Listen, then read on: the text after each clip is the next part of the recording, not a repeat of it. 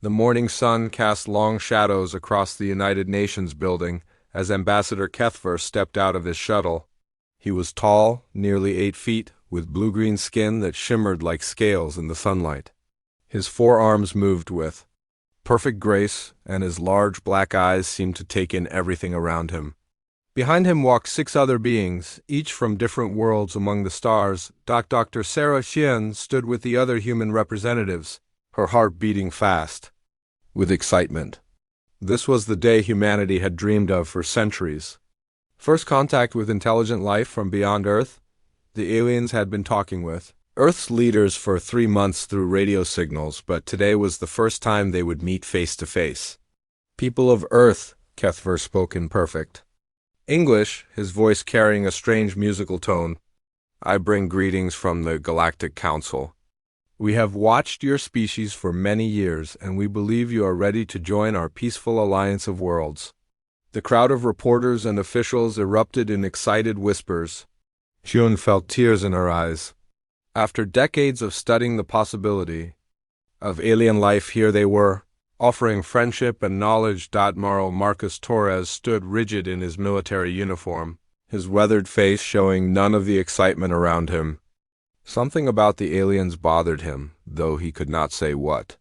Years of military experience had taught him to trust his instincts, and right now those instincts were telling him to be careful. The ceremony moved inside the great assembly hall. Kethver and his companions sat at a curved table, their alien forms both beautiful and strange. The ambassador began to speak about the Galactic Council, describing 12 different species that had joined together in peace and cooperation.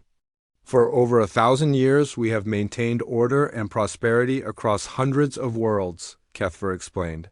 We have ended wars, shared technology, and created a golden age of peace. Now we offer the same to humanity. Chun leaned forward in her seat, fascinated by every word. The alien described worlds covered in crystal cities, ships that could cross the galaxy in days, and medical technology that could cure any disease. It sounded like paradise. What do you want from us? Asked Secretary General Morrison, speaking for all of Earth. Very little, Kethver replied with what might have been a smile. Simply to follow the same laws that govern all civilized worlds. To trade with us and learn from us. To become part of something greater than any single planet. Torres raised his hand. What about our military, our weapons? The ambassador's large eyes focused on him.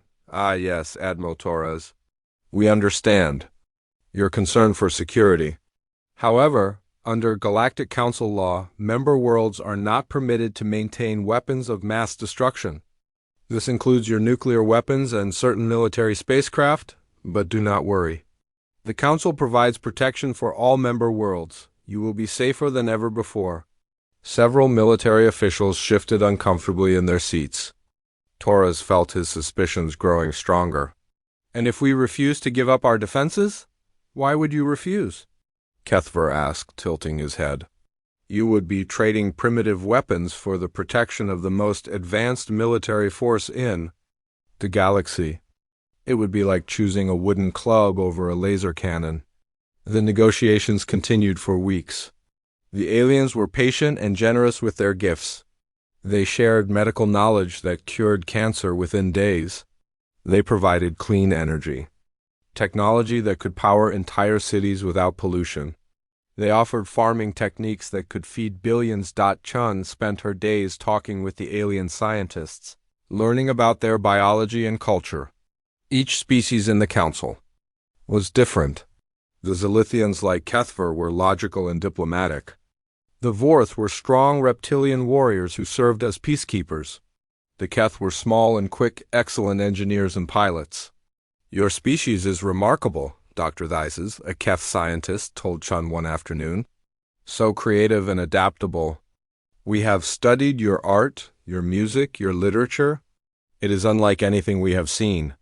Thank you, Chun replied, feeling proud. We would love to learn about your arts as well.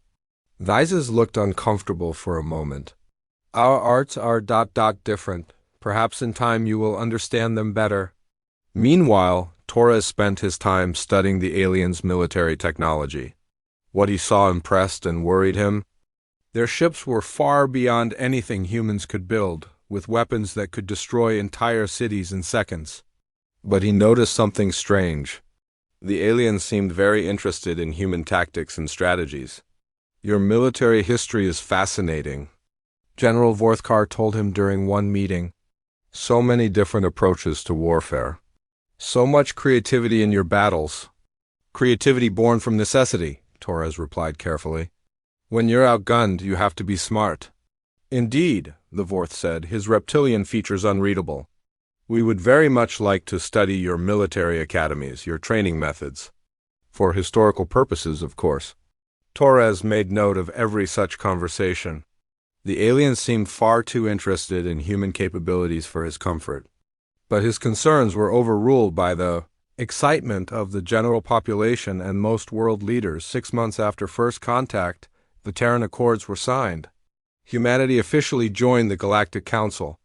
The celebration lasted for days, across every continent. People danced in the streets, dreaming of the stars that were now within their reach. Chun was appointed as Earth's first xenobiologist, tasked with studying the aliens and helping humanity understand their new allies. Torres was assigned to work with the Council's military advisors to modernize Earth's defense forces according to galactic standards. The changes began immediately. Nuclear weapons were dismantled under alien supervision. Military spacecraft programs were canceled or redirected toward civilian use. The aliens explained that such weapons were unnecessary and dangerous in a civilized galaxy. "Trust is the foundation of the Council," Kethver explained to concerned military leaders. "When all worlds trust each other, there is no need for weapons of war." But Chin began to notice troubling details in her research. The aliens provided extensive information about their current civilizations, but very little about their history. When she asked about the early days of the Council or about species that had left the Alliance, she received vague answers.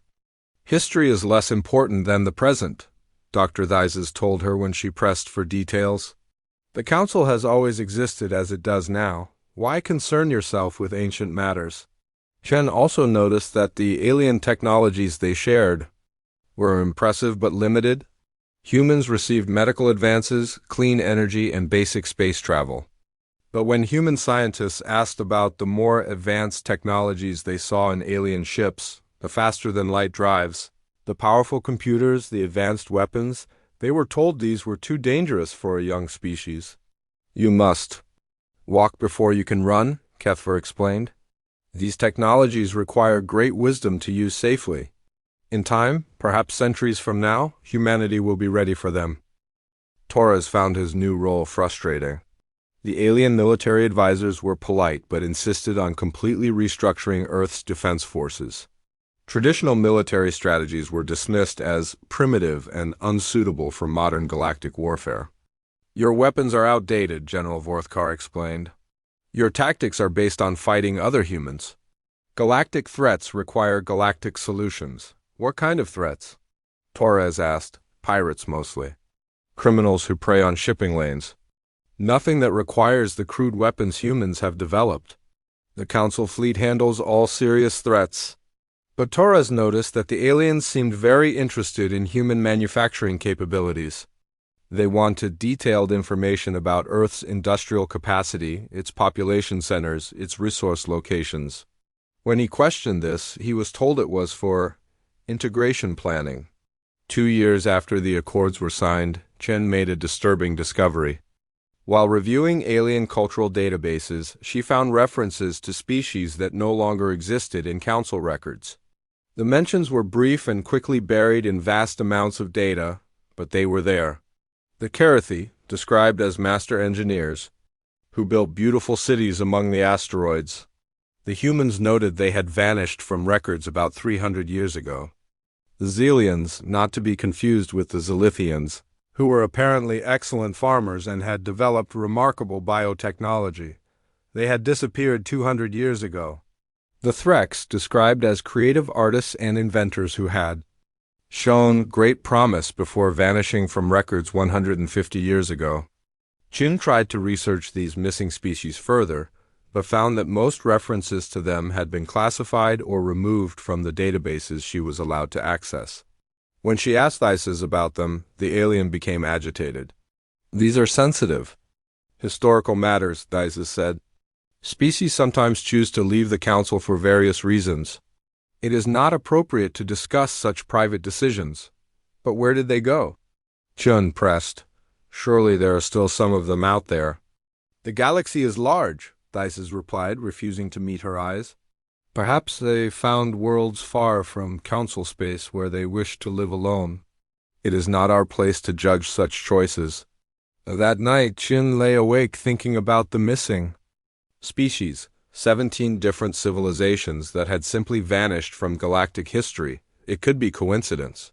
Space was dangerous, and species could fall victim to disease, war, or natural disasters. But something about the pattern bothered her. She began to compile a secret database of everything she could find about the missing species. Working late at night and during weekends, she slowly pieced together fragments of information. The pattern that emerged made her blood run cold. Every vanished species had shown the same characteristics when they first joined the Council.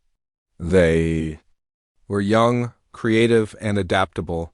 They had unique technologies or abilities that impressed the older Council members. They were encouraged to share their knowledge and capabilities freely. And then, after a period of integration lasting 50 to 100 years, they simply disappeared from the records. Chun tried to share her concerns with Torres, but communication had become difficult.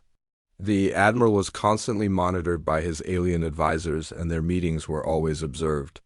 She managed to slip him a brief note during a public ceremony. "We need to talk, privately. Something is wrong." Torres read the note and nodded slightly. He had been having his own suspicions.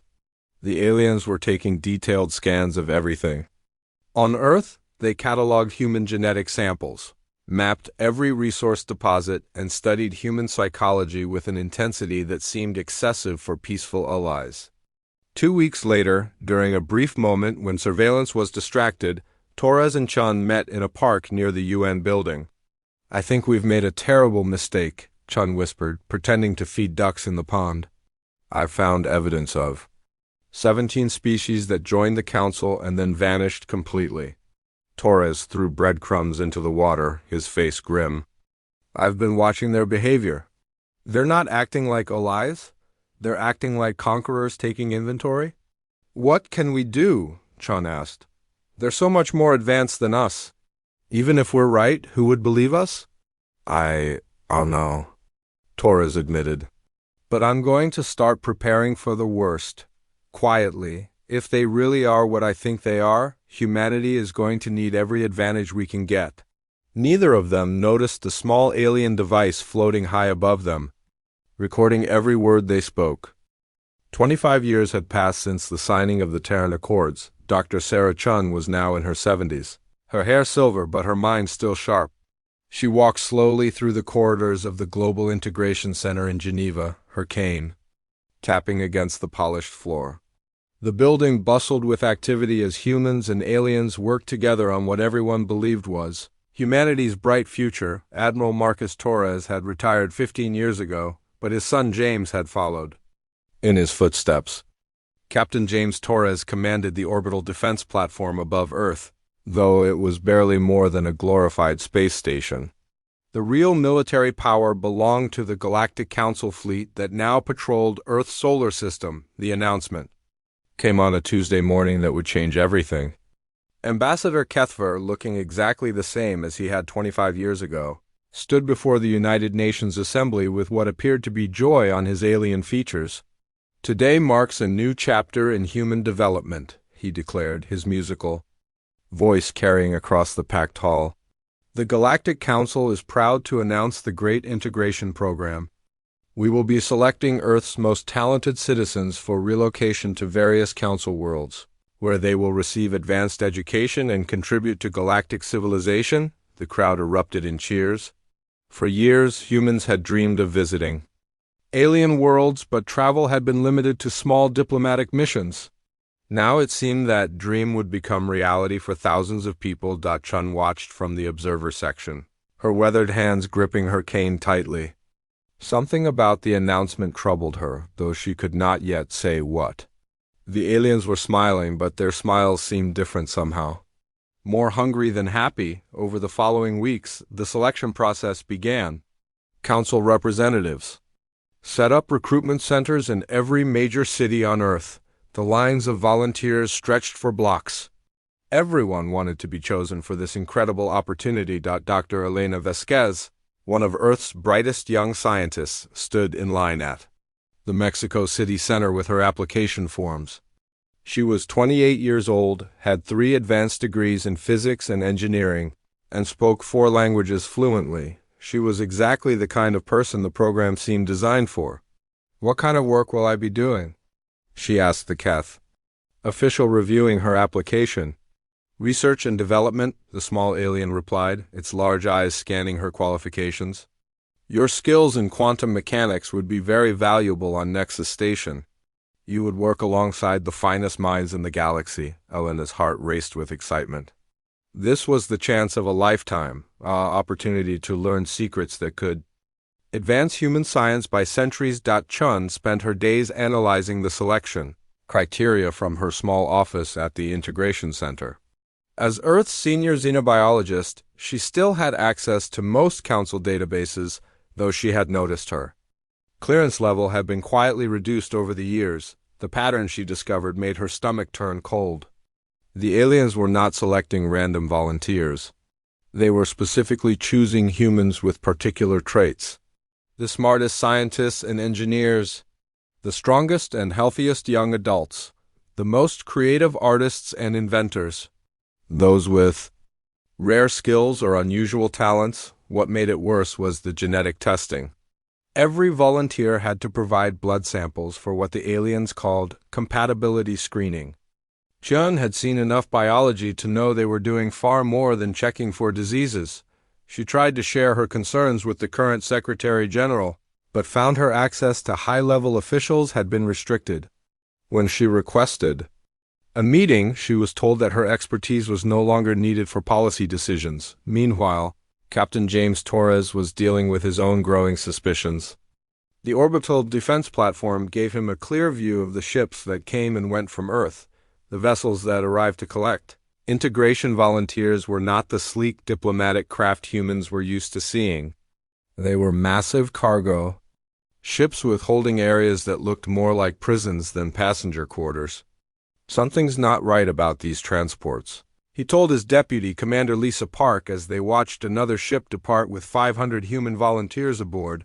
"What do you mean, sir?" Park asked, though her own expression showed concern. "Look at the design. Those aren't passenger compartments. They're cargo holds. And did you notice the security systems? Why would a transport need weapons that can disable its own passengers?" Park had noticed the same things but had been afraid to voice her concerns.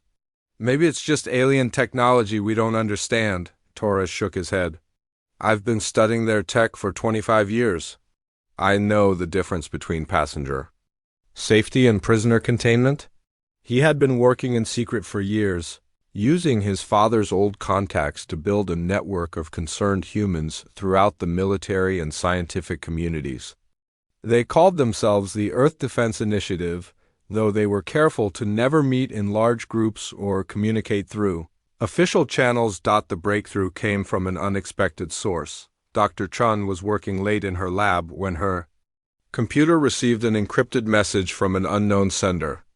The file contained what appeared to be alien technical specifications, but the language was unfamiliar. Chun spent weeks trying to decode the information, using every linguistic program she could access. Finally, she realized it was not written in any council language she knew. It was from one of the missing species she had researched years ago. The message was a warning, sent by someone calling themselves the Last Carathi. It contained horrifying details about what had really happened to the vanished civilizations. The Galactic Council were not peaceful explorers. They were parasites who fed on other species. Not literally, but in a way that was almost worse. They lacked the creativity and innovation that young species possessed. Their technology had stagnated thousands of years ago, And they could only advance by stealing ideas and knowledge from others. Their method was always the same. They would contact the promising young species and offer friendship and protection. They would study the new species carefully, learning their strengths and capabilities. Then they would begin the harvest. The best and brightest individuals would be taken first, supposedly for education and integration. In reality, they were enslaved on council worlds, forced to work in laboratories and factories. Their creativity and knowledge extracted until they had nothing left to give. Once the valuable individuals were removed, the council would find excuses to take more. Eventually, the entire species would be relocated to various council worlds, broken up and scattered so they could never unite or resist. Finally, their homeworld would be strip-mined for resources before being abandoned. The species would be allowed to die out slowly in captivity, their genetic material preserved in council. Databases for future study. Chun printed the message and destroyed all electronic traces of it. She had to get this information to Captain Torres, but she knew their communications were monitored. She would have to take a terrible risk. The next day, she requested a tour of the orbital defense platform for her research. It was unusual but not impossible for someone of her status. Torres personally conducted the tour, keeping his expression neutral even though he was surprised to see her as they walked through the observation deck. Hyun pretended to stumble. As Torres helped her up, she slipped the printed message into his jacket pocket. "Thank you, Captain," she said loudly enough for the aliens observing them to hear. The artificial gravity takes some getting used to. That night, Torres read the message in his private quarters, the only place on the station that was not under direct surveillance. The words confirmed his worst fears and explained everything he had observed over the years. The integration program was not an opportunity. It was the beginning of humanity's destruction. Torres immediately began activating his father's old network. Using coded messages and secret meetings, word spread to trusted humans in key positions around the world. Scientists, military officers, engineers, and government officials who had been quietly concerned about alien activities. Meanwhile, Elena Vasquez and hundreds of other volunteers had already departed for council worlds. They traveled in the cargo holds of alien ships, told that the accommodations were necessary due to differences in alien and human biology. Most accepted this explanation without question, too excited about their destination to worry about the journey. The ship Elena was on took 2 weeks to reach its destination. During the voyage, the human passengers were kept in separate compartments and had little interaction with the alien crew. They were fed regularly and given basic medical care, but Elena noticed that the food contained drugs that made everyone sleepy and compliant. When they finally arrived at what the aliens called Research Station Gamma, Elena's excitement quickly turned to horror. The facility looked nothing like the advanced research center she had been promised. It was a massive industrial complex with armed guards and security barriers everywhere. The humans were processed like cargo, assigned numbers instead of names, and housed in small cells. Elena found herself in a laboratory where she was forced to work on weapon designs using her knowledge of quantum physics. When she asked questions or protested, she was punished with electric shocks or drug injections that clouded her mind for days. She was not alone. The research station held thousands of humans from previous integration groups, along with members of other species she did not recognize. All of them were prisoners, their creativity and knowledge being squeezed out of them like juice from fruit. Back on Earth, the integration program continued to expand. The aliens announced that the first groups had been so successful that they were increasing the selection quotas. Instead of hundreds of volunteers per month, they would now be taking thousands. Chun and Torres worked frantically to expose the truth, but found that most of Earth's leadership had been compromised. Many high-ranking officials had been replaced with humans who had been conditioned to serve council interests. Others were simply too invested in the benefits of alien technology to listen to warnings. The aliens had been very clever. They had spent 25 years making humanity dependent on their technology and grateful for their protection. Most humans could not imagine that their benefactors were actually their enemies. But some humans were beginning to notice disturbing changes. Families whose loved ones had volunteered for integration received messages saying their relatives were doing well, but the messages were generic and did not contain personal details only the sender would know. Reports began to filter back from Council worlds through unofficial channels. Merchants and diplomats spoke quietly of seeing humans in worker camps, looking tired and afraid. The official response was that these were criminals or malcontents who had violated Council law, but the numbers seemed too high. Torres used his position to begin secretly documenting every ship that came and went from Earth. He tracked which humans left and noticed that none ever returned, despite promises that integration was a temporary assignment. He also began to notice increased alien surveillance of Earth's population. Monitoring devices were being installed in every major city, supposedly for security purposes. Genetic databases were being expanded under the guise of medical research. The Council was preparing for something bigger than the integration program. They were getting ready for a full harvest. The warning came from an unexpected source. A damaged alien ship crashed in the Pacific Ocean, far from any shipping lanes. The crash was covered up by Council authorities, but Torres had contacts in the recovery operation. The ship's pilot was a reptilian being from a species Torres had never seen before. With his dying breath, the alien revealed the truth that Ching's research had only hinted at. The Galactic Council were slave traders on a massive scale. They had destroyed dozens of civilizations, always using the same methods. Earth was just their latest target, and the integration program was the beginning of the end for humanity. "Your species has something special," the dying alien gasped. "More creative than any we have seen. They plan to use you until nothing remains. Stop them before it is too late." Torres stood over the alien's body, feeling the weight of responsibility settle on his shoulders. Humanity had been betrayed by beings they trusted as friends. The dreams of joining a galactic civilization had become a nightmare of slavery and extinction. But Torres was his father's son, and Admiral Marcus Torres had not raised him to give up in the face of impossible odds. If the aliens wanted a fight, humanity would give them one they would never forget. The war for Earth survival was about to begin. The secret meeting took place in an abandoned subway tunnel beneath New York City. Captain James Torres stood before 30 people, each one carefully chosen for their skills and their loyalty to humanity. They were scientists, engineers, military, officers, and civilians who had seen through the Council's lies. Dr. Sarah Chun sat in her wheelchair near the front, her aged face grim but determined. At 78, she was too old for direct action, but her knowledge of alien technology and biology made her invaluable to the resistance. "The dying Vorth told us the truth," Torres said, his voice echoing in the concrete tunnel. "The integration program is not education, it is slavery. Our people are being worked to death in alien factories and laboratories across the galaxy." Commander Lisa Park stood next to him, holding a tablet with intercepted alien communications. "We have confirmed that over 50,000 humans have been taken in the past 2 years. The rate is increasing. Intelligence suggests they plan to begin mass relocations within 6 months." A woman in the back raised her hand.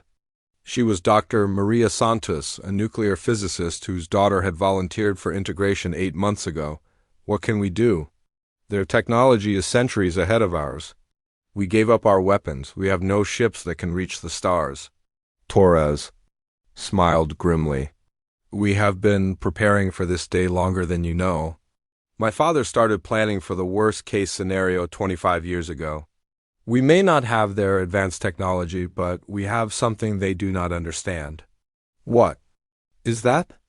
asked Professor Shun, an elderly Chinese engineer who had been secretly studying alien technology for decades. "Human stubbornness," Torres replied, "and human creativity. The aliens have been using the same tactics for thousands of years because they worked. They have never faced a species that refused to follow their rules." Over the following weeks, the Terran Liberation Front began to organize. Using coded messages hidden in normal communications, they reached out to sympathetic humans. around the world. The network grew slowly but steadily. In hidden workshops beneath cities and in remote wilderness areas, human engineers began building weapons and equipment using stolen alien technology. They could not match Council ships in direct combat, but they could create tools for guerrilla warfare. Engineer Marcus Wong worked in a converted mineshaft in Montana, carefully taking apart alien devices to understand how they worked. His team had created handheld weapons that could disable alien electronics and vehicles that could move without being detected by Council sensors. The key is not to fight them directly, Wong explained to his team as they assembled their latest creation. We use their own technology against them. Every alien device has weaknesses because they are overconfident. They never expected anyone to reverse engineer their equipment. Meanwhile, Chen coordinated intelligence gathering from her apartment in Geneva. Using her access to Council databases and communications from other enslaved species across the galaxy, she slowly built a picture of the enemy they faced. The Galactic Council controlled over 400 star systems and had enslaved more than 60 different species. Their military was vast but spread thin across the galaxy. Most importantly, they had never faced coordinated resistance from multiple species at once. I have been in contact with survivors from the Trithi and other enslaved peoples, Chun reported, during one of their encrypted video conferences. They have their own resistance movements but have been fighting alone. If we can coordinate our efforts, we might have a chance. The Resistance's first major operation was a rescue mission. Elena Vasquez had managed to smuggle a message from Research Station Gamma hidden in what appeared to be routine data transmissions. She provided the location of the facility and details about its defenses.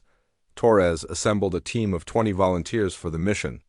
They would use a captured alien transport ship that Wong's engineers had modified with human technology.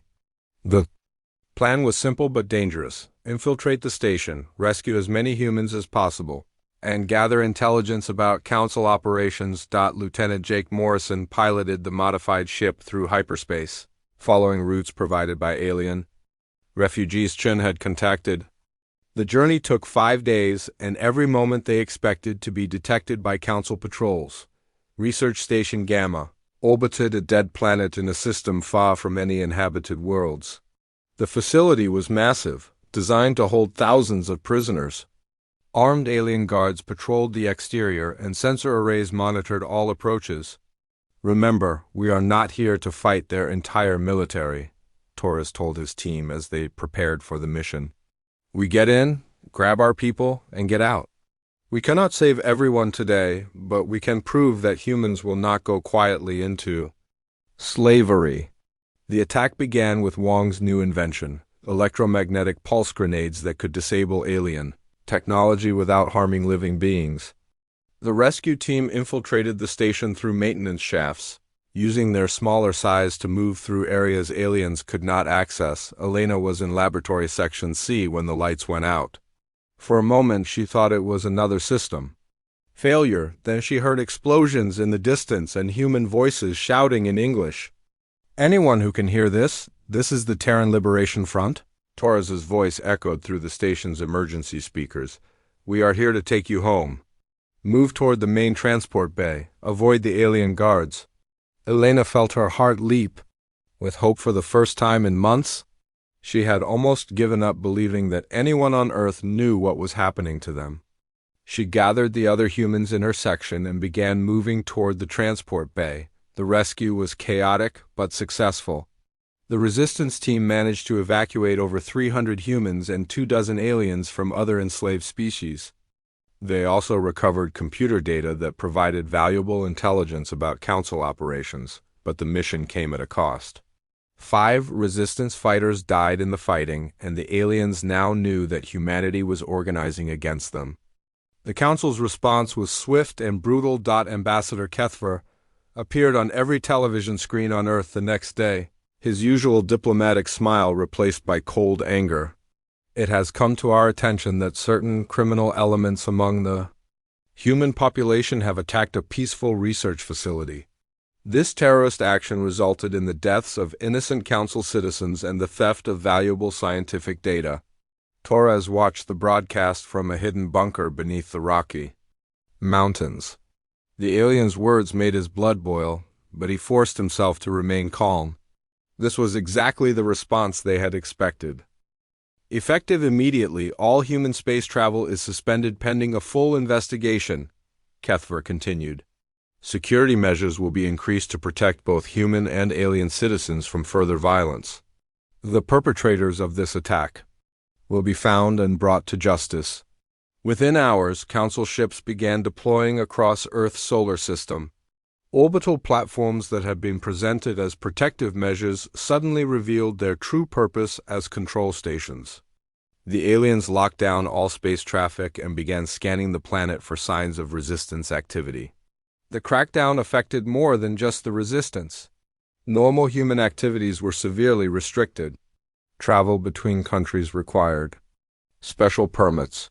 Communication networks were monitored more closely than ever. Many humans began to realize that their alien protectors were actually their jailers. Dr. Santos found herself under investigation after her name appeared on a list of people who had made suspicious inquiries about the integration program. She was questioned for hours about her daughter's disappearance and her own activities. "We are concerned about your emotional state," the Keth interrogator told her in a voice designed to sound sympathetic. "Losing a family member to the dangers of space travel can cause irrational behavior. Perhaps you would benefit from psychiatric treatment." Santos knew that psychiatric treatment was council code for mind control drugs that would make her compliant and obedient. She managed to convince them that her grief was normal and that she posed no threat. But the experience showed her how quickly the aliens could move against anyone they considered dangerous. The resistance adapted to the new security measures by going deeper underground.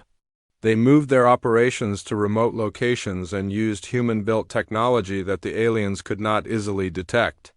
Communication became more difficult, but their resolve grew stronger. Elena Vasquez proved to be a valuable source of intelligence. During her months in captivity, she had memorized details about Council technology and methods. She worked with Wong's engineering teams to develop new weapons and defensive systems.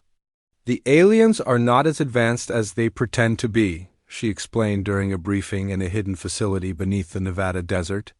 "Much of their technology is stolen from other species. They do not understand how it works, only how to use it. That gives us opportunities to exploit weaknesses they do not even know exist." One of Elena's most important discoveries was the location of Nexus Prime, the artificial world where the Council's leadership coordinated their galaxy-wide operations. It was heavily defended but also contained detailed records of all their crimes across the centuries. "If we could reach Nexus Prime and expose their crimes to the galaxy, we might be able to turn other species against them," Chun suggested during one of their strategy meetings. "Many civilizations in Council space are probably victims just like us.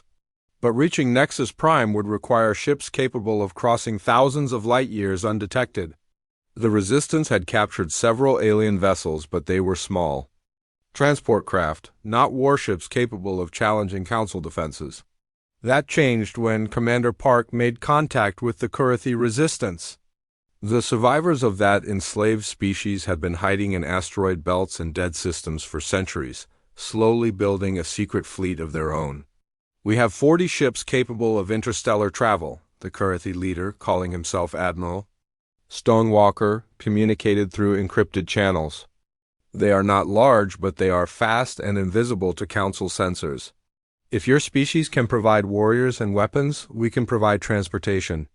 The alliance between human and Kurethi resistance fighters marked a turning point in the conflict. Other enslaved species began to make contact, offering their own resources and knowledge.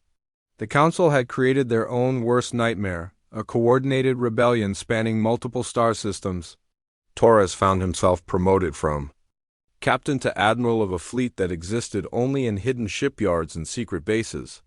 Human engineers worked alongside alien refugees to build weapons that combined the best of multiple technologies. "We are no longer fighting just for Earth," Torres told his officers during a planning session.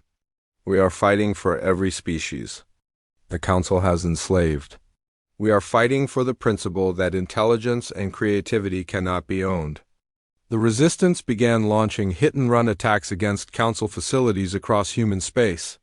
They destroyed slave transport ships, liberated prison facilities, and gathered intelligence about enemy operations. Each successful mission brought more humans and aliens to their cause. But the Council was not passive. They increased their security measures and began implementing the final phase of their plan for humanity. Instead of gradual integration, they announced mandatory relocations of entire cities. For the safety of all citizens during these troubled times, we are establishing protected communities on Council worlds, Kethver announced. All residents of designated areas will be transported to secure facilities where they will be safe from terrorist activities. Torres realized that time was running out. The aliens were preparing to remove Earth's entire population before the Resistance could grow strong enough to stop them. The final battle for humanity's survival was about to begin. Standing in the command center of their hidden base, surrounded by humans and aliens working together against their common enemy, Torres felt the weight of responsibility on his shoulders. Millions of lives depended on the decisions he made in the coming days, but he also felt something else: hope. The Resistance had grown from a handful of suspicious individuals to a galaxy-wide rebellion. They had proven that the Council was not invincible, that their ancient system of exploitation could be challenged.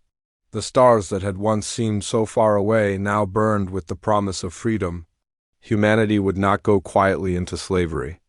They would fight with every weapon they could build, every ally they could find, and every ounce of stubborn determination that made them human. The war was far from over, but for the first time since the aliens had arrived, Torres believed they could win. 5 years had passed since the first rescue mission at Research Station Gamma. The small resistance movement had grown into something the Galactic Council had never seen before, a coordinated rebellion spanning dozens of star systems. Admiral James Torres stood on the bridge of the Defiance, a massive warship built in secret using a combination of human engineering and technology stolen from a dozen enslaved species. The ship was hidden in an asteroid field near the edge of human space, along with 3,000 other vessels that made up the Shadow Fleet. These were not the sleek, uniform ships of the Council. Each one was different, built by desperate people using whatever materials they could find.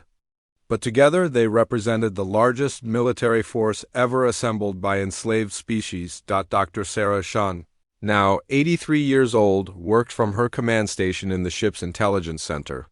Her body was frail, but her mind remained sharp as she coordinated with resistance cells across the galaxy. The old woman who had once studied alien biology in peaceful laboratories had become the rebellion's master strategist. "Admiral, we have confirmation from all sectors," Commander Lisa Park reported from her station. "Our allies are in position. The Karathi fleet is ready at coordinates 77 Alpha. The Threk survivors have their ships positioned near Council supply lines. Even the Vorth Resistance has agreed to join the attack." Torres nodded grimly. Operation Blackout had taken 2 years to plan and coordinate. It would be the largest military action in galactic history, and possibly the last chance to save not just humanity, but every species under Council control on the planet below. Millions of humans were being loaded onto transport ships for what the aliens called emergency relocation. The Council had finally abandoned their pretense of peaceful integration.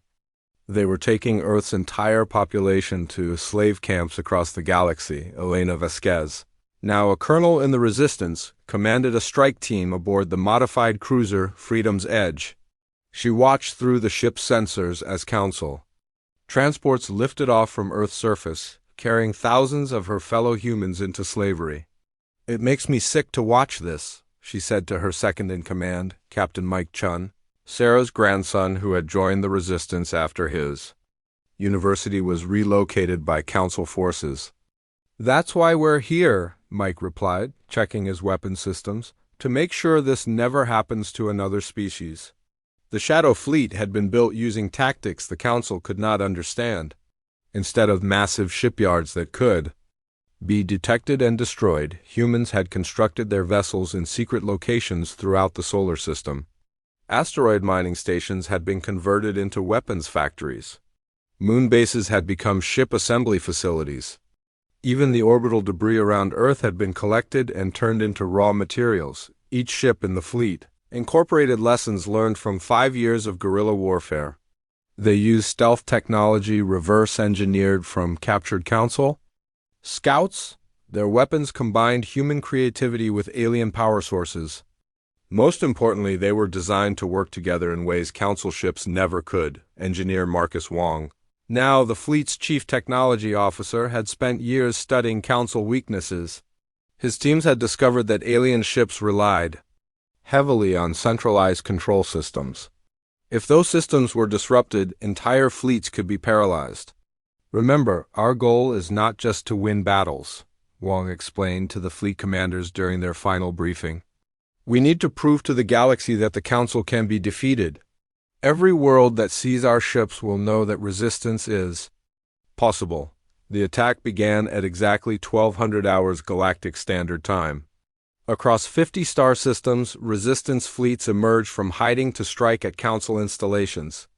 The aliens, who had not faced serious military opposition in over 1,000 years, were caught completely off guard. At the Council naval base orbiting Kepler 442, Admiral Zethmer was reviewing routine patrol reports when his sensors detected impossible readings. Hundreds of unknown ships were approaching from multiple directions, moving faster than anything in his database. How did they get so close without being detected? He demanded of his sensor officer. Unknown, sir, the Keth replied, his small hands trembling as he worked his controls. They are using some kind of stealth technology we have never encountered. Before Zethmer could respond, the first wave of human ships opened fire. Their weapons were crude by Council standards, but they had been designed specifically to exploit alien weaknesses. Electromagnetic pulse warheads disabled the base's defensive systems. Virus programs infected the Council computer networks. Kinetic projectiles moving at incredible speeds punched through shields designed to stop energy weapons. Similar scenes played out across the galaxy. At Nexus Station, a major Council shipyard, Karathi bombers materialized out of hyperspace and began systematic destruction of the facilities. The aliens had grown complacent after centuries of easy victories. Their defenses were designed to intimidate primitive species, not to fight determined enemies who understood their technology. Torres watched the reports flow in from his command center. Each successful attack was marked on the galactic map, showing a growing web of resistance activity. But he knew the real test was yet to come. Admiral, we have a transmission from Nexus Prime, Park reported. It's the High Council themselves. The main screen flickered to life, showing the 12 leaders of the Galactic Council in their ornate chamber. Kethver stood at the center, his usual diplomatic composure replaced by barely controlled rage. Admiral Torres, the alien said, his musical voice now harsh and threatening. You have made a grave mistake. Your terrorist actions have resulted in the deaths of thousands of innocent Council citizens. Surrender immediately and we may show mercy to your surviving people? Torres stepped forward, his weathered face showing no fear. Behind him, the bridge crew of humans and aliens from a dozen species worked together with quiet efficiency. Ambassador Kethver, Torres replied, his voice carrying across space to the artificial world that controlled the galactic empire. You speak of innocent deaths, but we have seen your prison camps. We have rescued your slaves. We know what you really are. We are the rightful rulers of this galaxy, Kethver snarled, dropping his diplomatic mask entirely. Young species like yours exist to serve your betters. You cannot comprehend the complex responsibilities of galactic leadership. I understand one thing perfectly, Torres said. You are parasites who steal the creativity and labor of others because you have none of your own. Today, that ends. The transmission cut off as Kethver realized he had revealed too much. But it was too late. The conversation had been broadcast across every Council communication network. Reaching billions of enslaved beings who finally heard the truth spoken openly, the Council's response was swift and vicious. Their main battle fleets pulled back from frontier regions to deal with the rebellion, began converging on key resistance strongholds. These were the ships that had conquered hundreds of worlds, commanded by aliens who had never known defeat, but the resistance had planned for this. Instead of meeting the Council fleets in direct battle, they scattered into thousands of small groups. Hit-and-run tactics replaced large battles. Supply convoys disappeared in hyperspace. Communication relays went silent. Slowly, systematically, the rebellion began dismantling the infrastructure that held the Council Empire together. Elena led one of the most daring raids, striking at a Council intelligence center that monitored resistance activities. Her team used captured alien codes to infiltrate the facility, then uploaded a virus that spread throughout the Council's spy network. "Information is power," she told her team as they watched Council security systems crash across 3 sectors. "Every byte of data we deny them makes us stronger." The psychological impact was enormous. Council species that had never questioned their dominance suddenly found themselves unable to communicate with their commanders or track their enemies. Panic spread through their ranks as ship after ship vanished without trace. Dr. Chung coordinated the information warfare from her position aboard the Defiance. Using her decades of experience studying alien psychology, she crafted propaganda. Messages that turned Council species against each other. "The Zilithians are keeping the best slave worlds for themselves," one message suggested. "The Keth are sabotaging Vorth military operations," claimed another. Soon, Council commanders were spending as much time watching their allies as their enemies. But the rebellion's greatest success was yet to come. Using intelligence gathered over years of secret operations, Torres had identified the location of Nexus Prime, the artificial world that served as their Council's capital and central command. The massive construct orbited a dying star in the galactic core, protected by defensive systems that had never been tested in real combat. It was here that the Council's 12 ruling species had made their decisions for over a millennium. It was here that the records of their crimes were stored. And it was here that Torres planned to end their reign forever. Admiral Long Range. "Sensors show the main Council fleet moving to intercept us," Park reported as the Shadow Fleet approached the galactic core.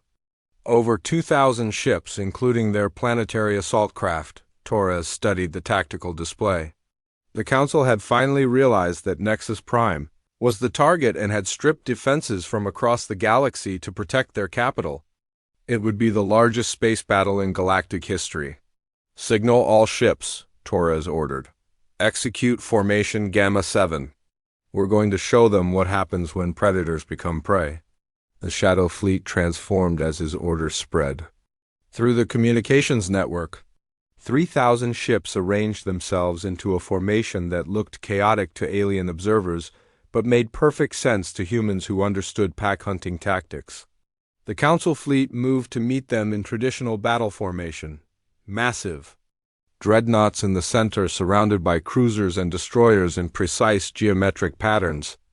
It was an impressive sight that had intimidated countless enemies over the centuries. But as the fleets closed to weapons range, something impossible happened. The Shadow Fleet simply vanished.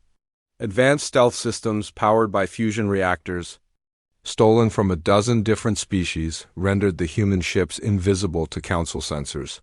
What had appeared to be 3,000 vessels was actually 6,000, with half the fleet hidden until the critical moment. "All ships, this is Admiral Torres," the human commander's voice echoed across the chaos of battle. "Remember what we're fighting for? Remember the slaves in Council camps? Remember the children taken from their families. Show them that humanity does not forgive and humanity does not forget." The hidden ships materialized throughout the Council formation, their weapons already firing. Human tactics, honed through 5 years of desperate fighting, proved superior to alien strategies that had not changed in centuries. Council dreadnoughts, designed to destroy primitive opponents with overwhelming firepower, found themselves surrounded by small, fast human ships that struck like sharks in a feeding frenzy. Cruisers that had terrorized countless worlds were torn apart by weapons they could not track or understand. But the battle was far from one-sided. Council ships were larger and more heavily armed than anything the humans possessed. For every alien vessel destroyed, 2 or 3 human ships were lost. The space around Nexus Prime became a graveyard of twisted metal and expanding gas clouds. Torres watched the tactical display as his fleet fought for the survival of not just humanity, but every enslaved species in the galaxy. They were winning, but at a terrible cost. "Admiral, we have a clear path to Nexus Prime," Elena reported from her ship. "But Council reinforcements are only minutes away. If we're going to do this, it has to be now." Torres looked around his bridge, seeing the determination on every face. Human, Kurethi, Threx, and Vorth officers worked side by side, united by their hatred of oppression and their hope for freedom. "All ships, final assault formation," he ordered. "Target Nexus Prime. Today we end 1,000 years of slavery."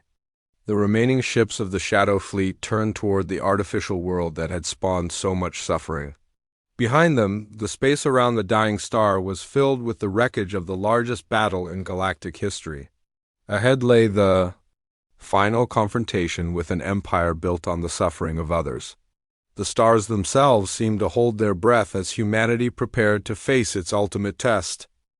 The Battle of Nexus Prime raged for 3 days and 3 nights. The artificial world that had served as the Council's capital for over 1,000 years was now surrounded by the wreckage of the largest space battle in galactic history.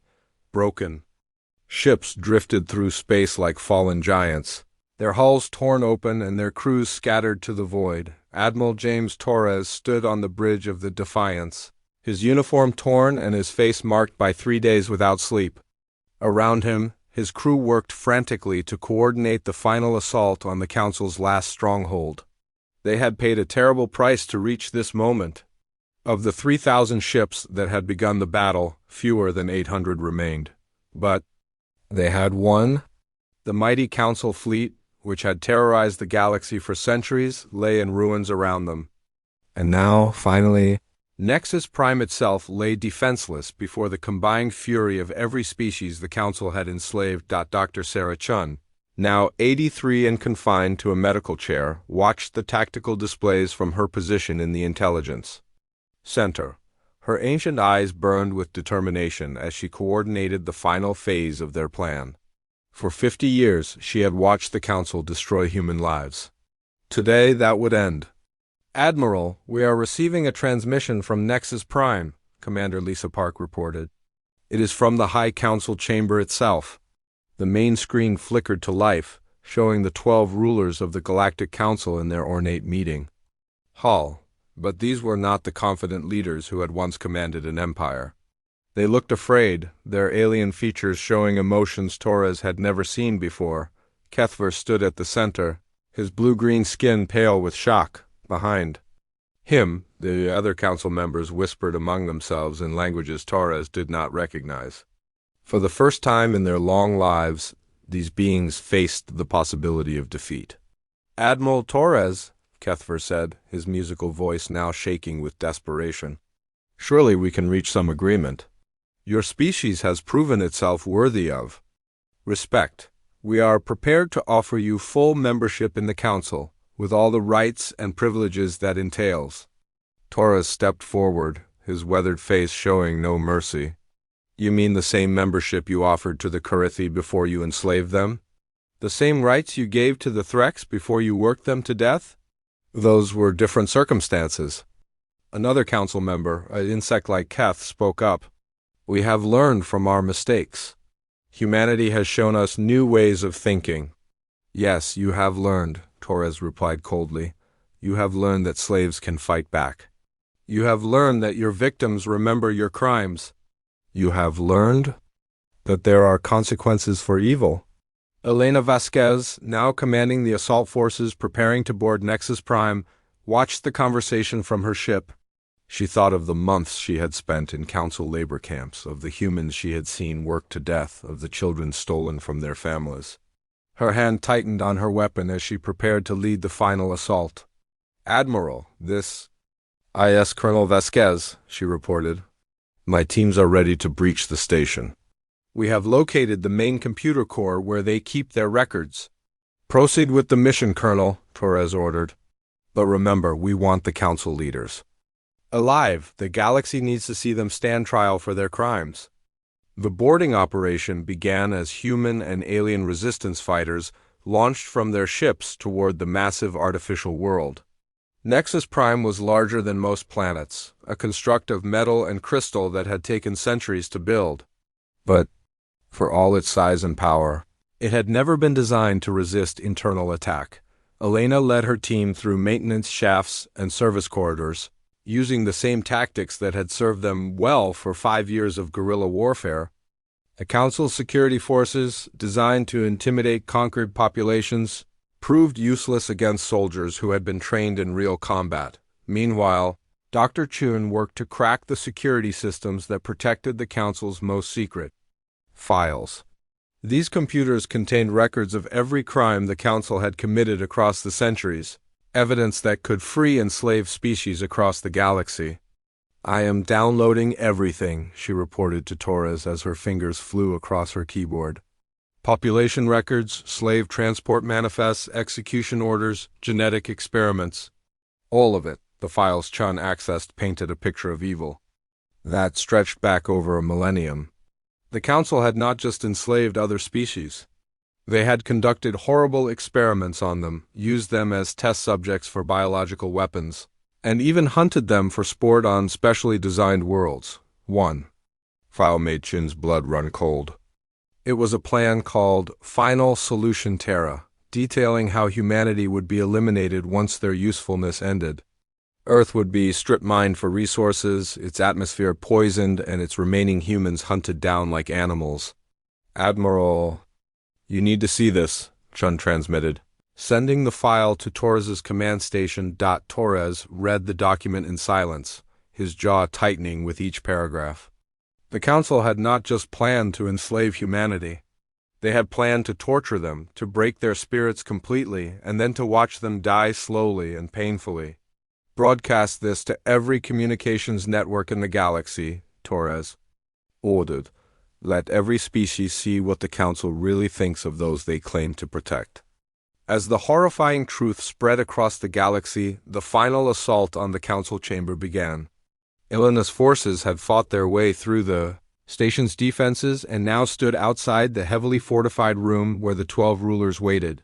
"This is Colonel Vasquez to all Council species," Elena announced over the station's communication system. "Your leaders have lied to you for centuries. You are not their partners. You are their victims. The files we have recovered prove that they consider all of you expendable." The psychological impact was immediate. Across Nexus Prime, Council security forces began laying down their weapons. Many of them were from species that had been told they were junior partners in the Empire, only to discover they were marked for eventual elimination inside the Council chamber. The 12 rulers argued among themselves as their empire crumbled around them. Some wanted to fight to the death. Others proposed using their ultimate weapon, planet-killer devices hidden throughout their territory. "If we cannot rule the galaxy, then no one shall," snarled General Vorthkar, his reptilian features twisted with rage. "Activate the Stellar Destroyers. We will turn every rebel world into ash." But as the Council members reached for the controls of their doomsday weapons, they discovered that the systems would not respond. Dr. Chun's computer virus, planted years earlier during her intelligence gathering, had finally activated. "Your weapons are offline," Chun's voice echoed through their chamber as resistance forces broke down the doors. "The same creativity you tried to steal from us has been your downfall." Elena led the final assault into the Council chamber, her weapon trained on the beings who had caused so much suffering.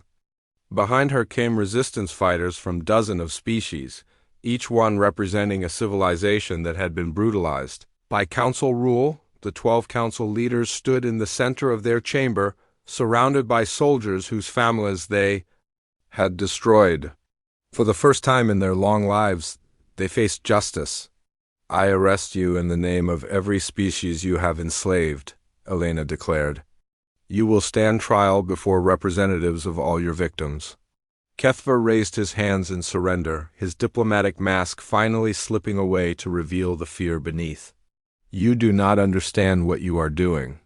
Without the Council, the galaxy will fall into chaos. We brought order to the stars. You brought slavery and death, Torres replied as he entered the chamber with his personal guard. But that ends today. The trials that followed lasted for 6 months and were broadcast to every world in the galaxy. One by one, the councils. Crimes were laid bare before the universe. Witnesses testified about labor camps, medical experiments, and mass executions. The evidence was overwhelming and undeniable. The 12 rulers tried to justify their actions, claiming they had brought civilization to primitive worlds. But their own files proved they had destroyed dozens of advanced civilizations and enslaved species that were more advanced than themselves. In the end, all 12 were found guilty of genocide, slavery, and crimes against sentient life. Their punishment was exile to a prison world where they would spend the rest of their lives working in the same conditions they had forced on others. But the real victory was not the punishment of the guilty. It was the liberation of the enslaved. Across the galaxy, resistance movements used the chaos following the Council's defeat to free their worlds. Species that had been scattered across the Empire were reunited. Stolen children were returned to their families. Elena personally led the mission to rescue the humans still held in Council labor camps. She found tens of thousands of her people, broken by years of slavery but still alive. The look in their eyes when they saw human ships coming to save them was something she would never forget. Dr. Chun did not live to see the full liberation of the galaxy. She died peacefully in her sleep aboard the Defiance 3 months after the Council's defeat, surrounded by the humans and aliens whose freedom she had helped secure. Her last words were a message for future generations. Never again let evil disguise itself as good. Torres found himself elected as the first president of the Terran Commonwealth, a new government that would help coordinate the freed species as they rebuilt their civilizations. It was not an empire like the Council had been, but a voluntary alliance based on mutual respect and cooperation. The artificial world of Nexus Prime was converted into a memorial and museum, its chambers displaying the evidence of the Council's crimes so that future generations would remember the cost of allowing evil to go unchallenged. 5 years after the final battle, Torres stood on the observation deck of a human research station orbiting Earth. Through the windows, he could see ships from dozens of species moving peacefully through human space. Trade vessels, exploration ships, and diplomatic transports carried beings who had once been slaves toward futures they could choose for themselves. Elena, now a general in the Commonwealth Defense Force, joined him at the window. She carried a datapad containing reports from across the galaxy. Former Council worlds were becoming independent again. Lost civilizations were being rediscovered. Art, music, and science were flourishing as creative species were free to express themselves. Again, the Karathi have rebuilt their asteroid cities, Elena reported. The Threks have started a new colony in the Andromeda sector. Even some of the Council species are asking to join the Commonwealth as equal partners. Torres nodded, watching a group of children from different species playing together in the station's recreation area. Human children laughed and ran alongside. Young Karathi and Threks, learning to see each other as friends rather than enemies. My father always said that the measure of a civilization is not how it treats its powerful, but how it protects its weak, Torres said. The Council failed that test. We must not. Elena smiled, remembering the scared young scientist she had been when the Council first arrived. What do you think Dr. Chun would say if she could see this? Torres was quiet for a moment, thinking of the elderly woman who had dedicated her life to exposing the truth. I think she would say that the real work is just beginning. Building peace is harder than winning wars.